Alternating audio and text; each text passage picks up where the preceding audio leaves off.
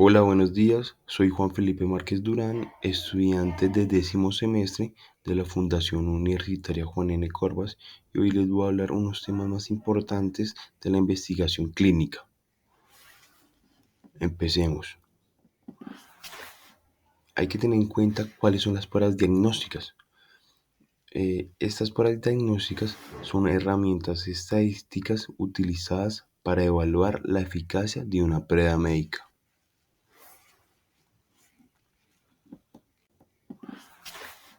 Hay que tener Dentro de esas pruebas estadísticas está la sensibilidad, eh, que es la sensibilidad es la capacidad de una prueba para identificar correctamente a los pacientes que tienen la enfermedad. La siguiente fórmula es utilizada para calcularla, es decir, sensibilidad verdaderos positivos sobre verdaderos positivos más falsos negativos.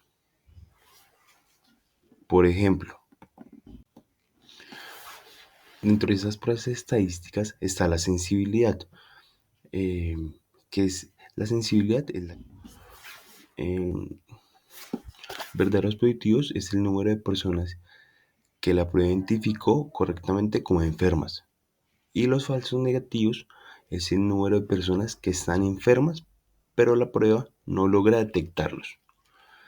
Un ejemplo para el caso es: si en un caso hipotético una prueba tuvo 80 verdaderos positivos y 20 falsos negativos, la sensibilidad se calcularía como 80 sobre 80 más 20.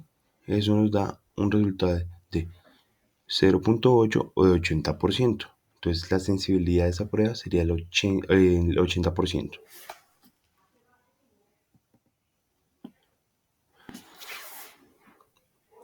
Otra de las cuantas pruebas diagnósticas de, de investigación es la capacidad, la especificidad, perdón. La especificidad es una prueba para identificar correctamente a los pacientes que no tienen la enfermedad. Con la siguiente fórmula se calcula. Especificidad es igual a verdaderos negativos sobre verdaderos negativos más falsos positivos. Es decir,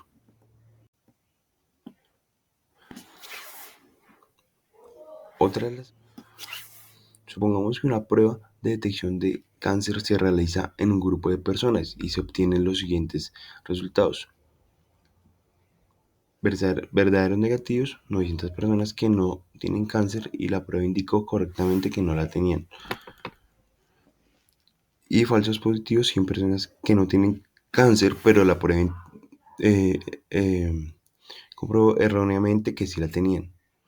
Entonces la fórmula sería verdaderos negativos sobre verdaderos negativos más falsos positivos, y da un resultado de 0,9 o 90%. Indica que es muy buena para identificar que no tienen la enfermedad esta prueba. Listo. Otra de las pruebas diagnósticas o de validez diagnóstica es el valor predictivo positivo, o EPP, que indica la probabilidad que tiene un paciente con un resultado positivo en la prueba realmente tenga la enfermedad, y se calcula con la siguiente fórmula. BPP es igual a verdaderos positivos sobre verdaderos positivos más falsos positivos.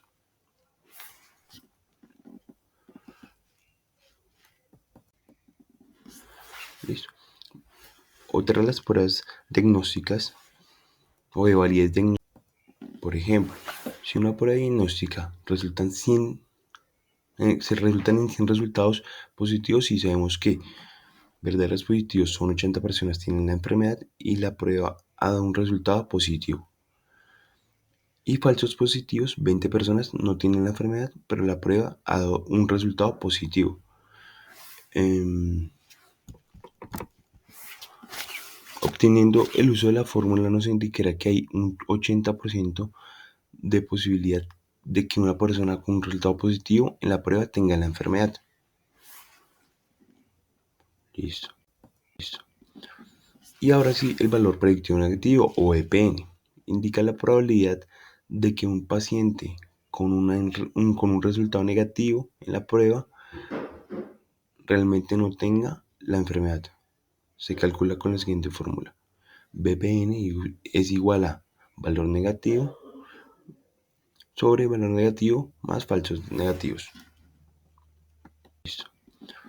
Y ahora sí, el valor predictivo negativo o EPN indica la probabilidad de que un paciente con un resultado negativo en la prueba realmente no tenga. Por ejemplo, primero conozcamos bien los valores. Verdaderos negativos es igual a BN. Es el número de personas que la prueba identificó correctamente como no enfermas, perdón. Y falsos negativos es el número de personas que están enfermas pero la prueba no logró detectar. Es decir, una prueba diagnóstica se aplicó a un grupo de personas obteniendo que verdaderos negativos son el 95% y falsos negativos son el 5%. Usaremos la fórmula obteniendo un resultado de que la prueba tiene confiabilidad con los resultados negativos.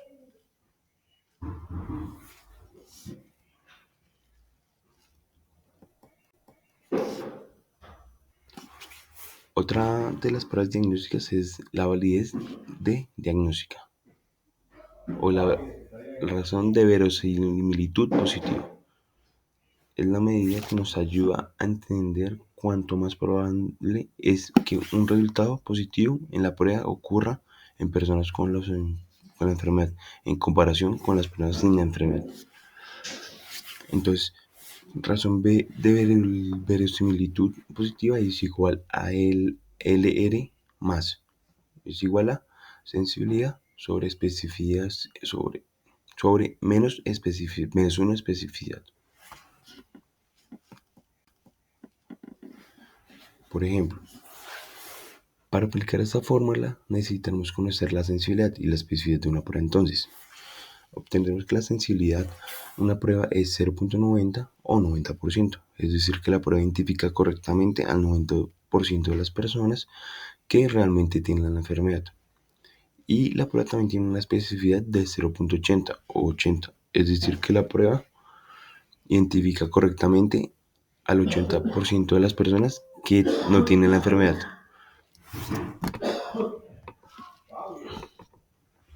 Entonces usamos la fórmula que es LR es igual a 0.90 sobre 1 menos 80 es igual a un resultado de 4.5. Un LR positivo mayor que 1 indica que la prueba es útil para confirmar la enfermedad. Es decir, cuanto más el valor sea alto a 1, es decir, que la prueba será mejor para confirmar la enfermedad.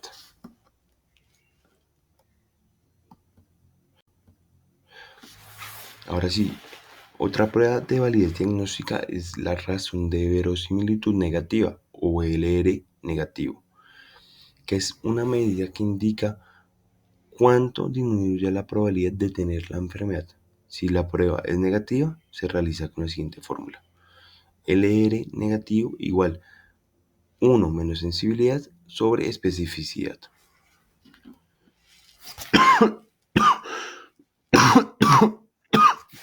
Disculpas.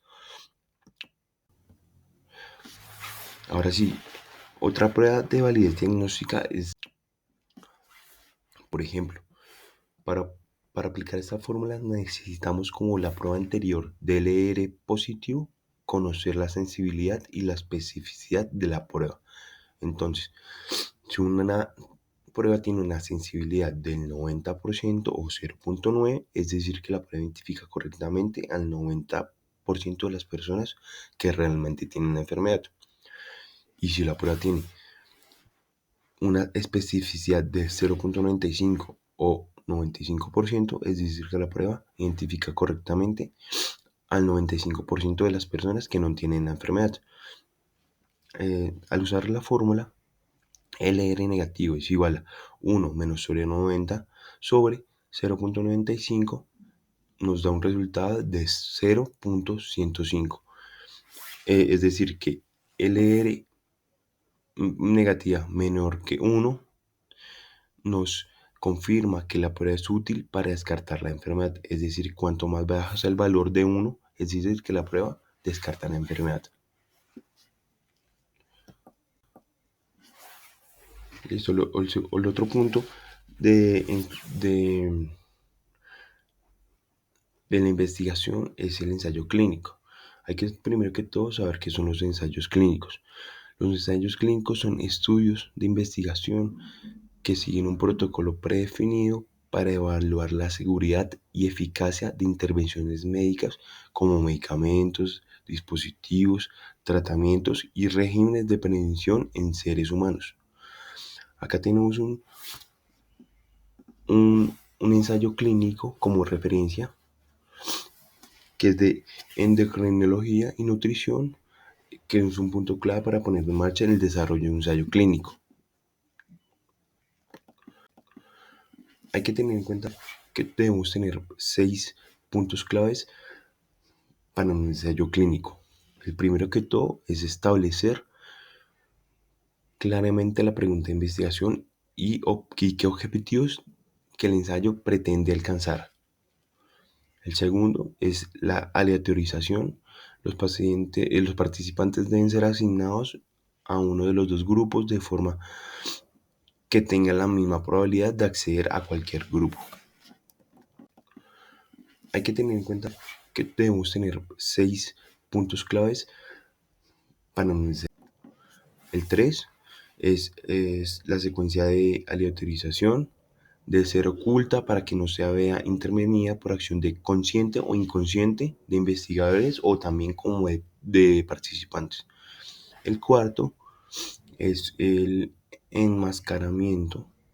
Los participantes ni los investigadores saben quién recibe qué intervención, ayudando a reducir el sesgo de información, así como también de forma inconsciente o consciente.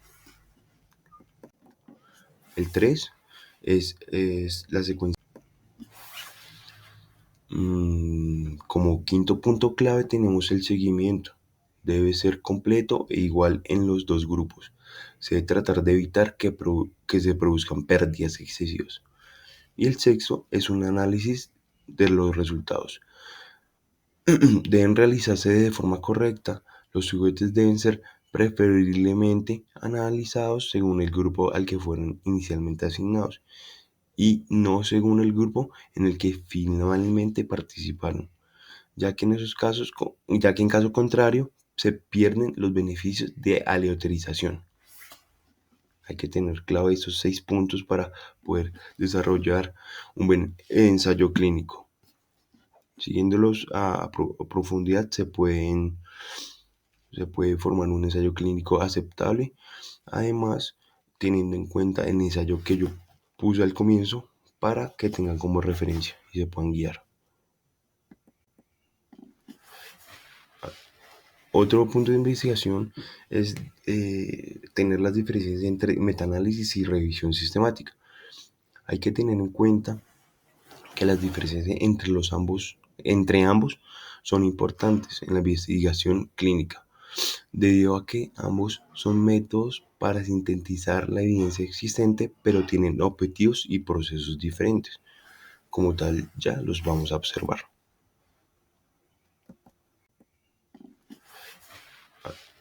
Otro punto de investigación es tener las diferencias entre metaanálisis y...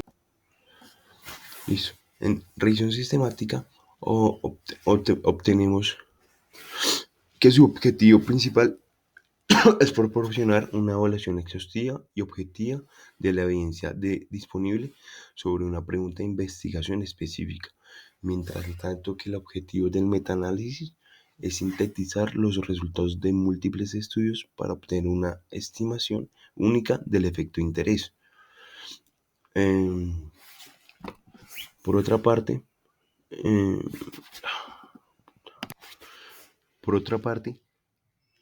la revisión sistemática incluye la identificación, selección y evaluación crítica de todos los estudios, mientras tanto que el metaanálisis utiliza métodos estadísticos para analizar y resumir los resultados de los estudios incluidos.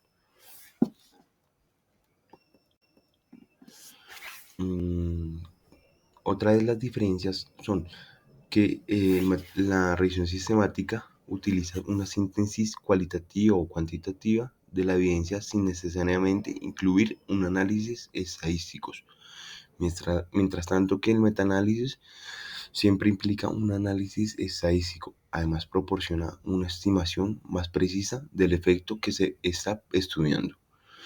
Sin embargo, revisión sistemática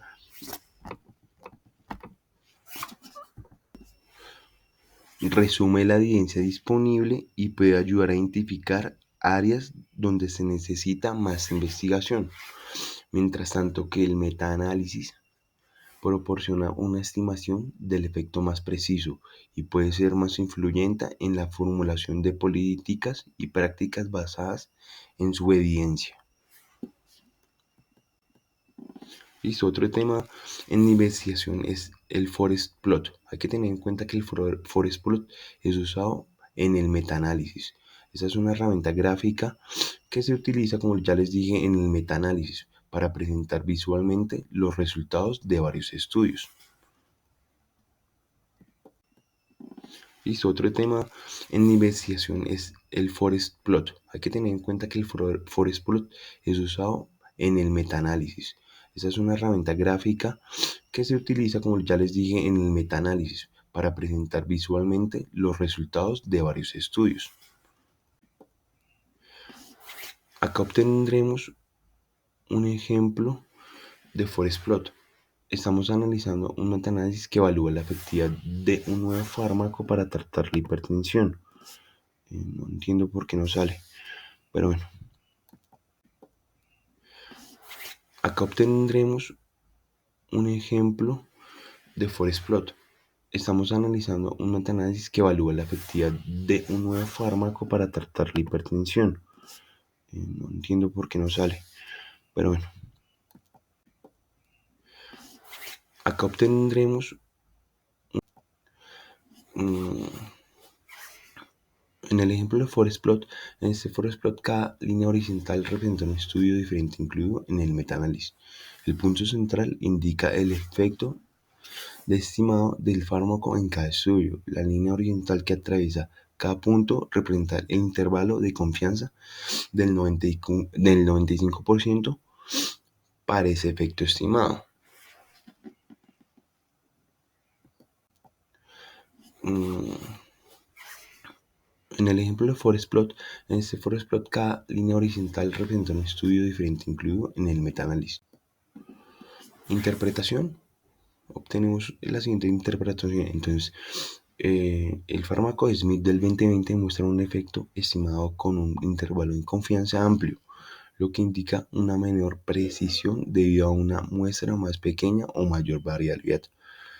Mientras que el medicamento Jones de 2021 tiene un intervalo de confianza más estrecho, lo que sugiere una mayor precisión en la estimación del efecto. Por otro lado, el medicamento Lee del 2022 también muestra un efecto estimado positivo con un intervalo de confianza que no cruza la línea de no efecto, lo que indica que el fármaco es muy efectivo. Por otro lado, y por último, obtendremos el medicamento García 2023 en un intervalo de confianza que apenas cruza la línea de no efecto, lo que sugiere que el efecto del fármaco podría no ser significativo. Ahí podemos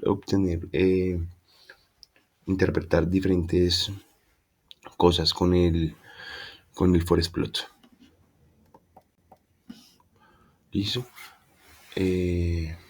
Como otro tema de investigación clínica son estudios observacionales y experimentales. Primero que todo hay que diferenciar qué es observacional y qué es experimental. Observacional son investigaciones donde el investigador observa y registra la información sin influir en el entorno o en los participantes. Uno de sus ejemplos comunes incluyen estudios de cohorte, estudios de casos y controles y estudios transversales. Mientras tanto que los estudios experimentales son investigaciones donde el investigador interviene activamente en el proceso del resultado y tiene manipulación una o más variables independientes para determinar su efecto en una variable dependiente.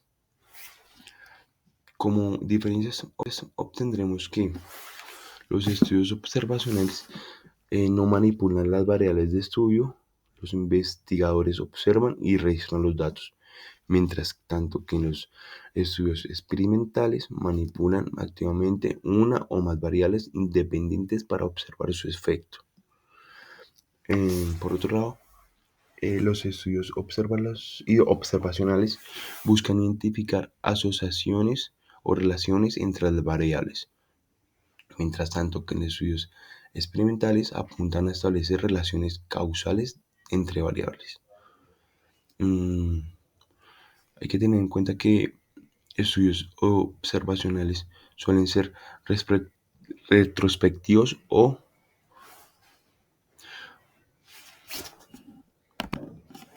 prospectivos, dependiendo de si los datos se recopilan del pasado o también del futuro. Mientras tanto que en el estudio experimental incluyen a un grupo de control y un grupo experimental para comparar los resultados. ¿Listo? Eso es todo. Es lo más importante de investigación clínica que se puede tener como en cuenta.